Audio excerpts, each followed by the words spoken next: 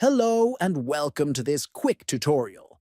In today's video, I'll show you how to add a file to an album using the OneDrive app on your Android phone. Whether you're organizing your photos or saving important documents, this step-by-step guide will help you. First, open the OneDrive app on your Android phone. Next, make sure you're in the My Files section. Scroll and find the file or photo you want to add to an album. Tap the three dots located next to the file name. Roam the menu. Choose Add to Album. A list of existing albums will appear. You can select one of them to add your file. If you want to create a new album, tap New Album.